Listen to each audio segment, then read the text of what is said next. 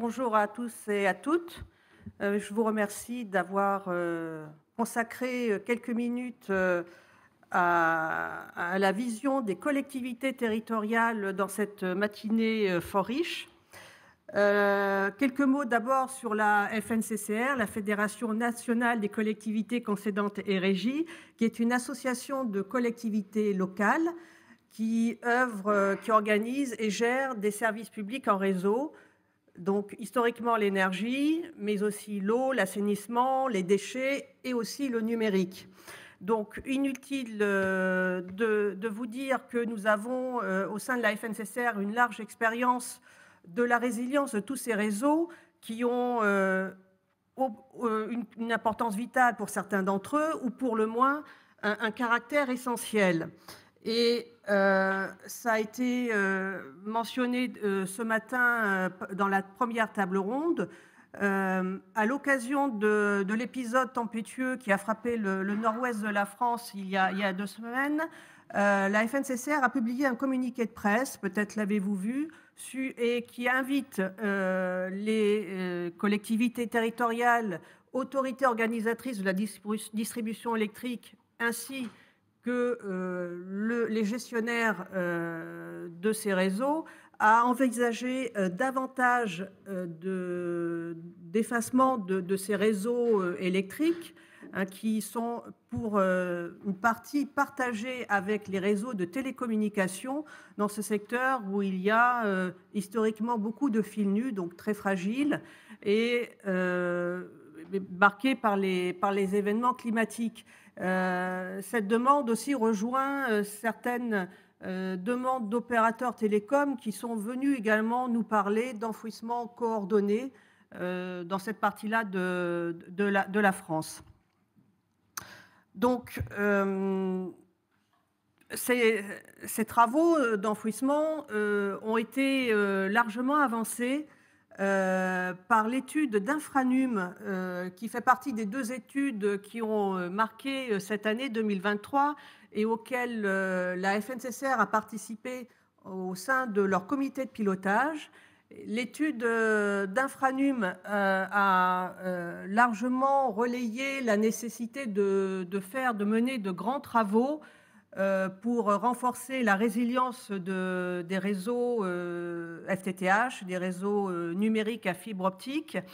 Donc peut-être avec de très grandes ambitions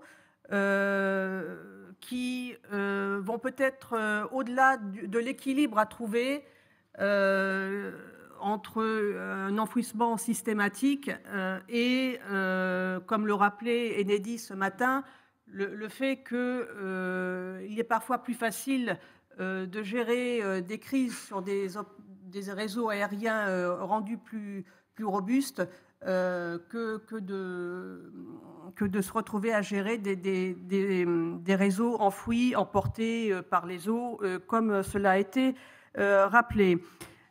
Et dans cet équilibre à rechercher, la seconde étude auquel nous avons participé, celle menée par la Banque des territoires, a remis l'accent davantage sur les procédures d'exploitation et aussi la nécessité que tous les acteurs qui interviennent dans ces réseaux numériques soient bien identifiés pour être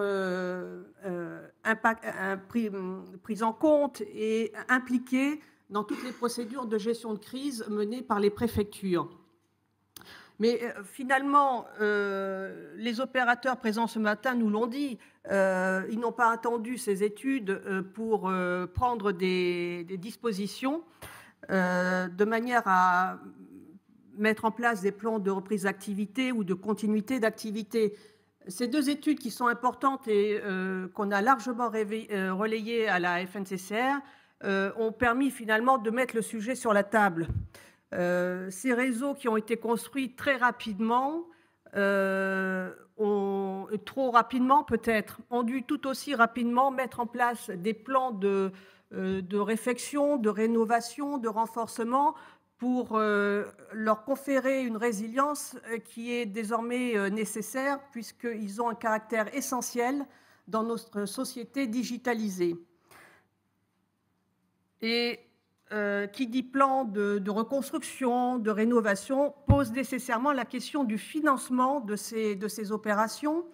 Est-ce que la résilience va tout naturellement permettre l'octroi de subventions, de cofinancement? Là, je parle au moins pour la partie qui nous intéresse davantage, les réseaux d'initiative publique. Est-ce que ceux-ci vont très facilement trouver des fonds pour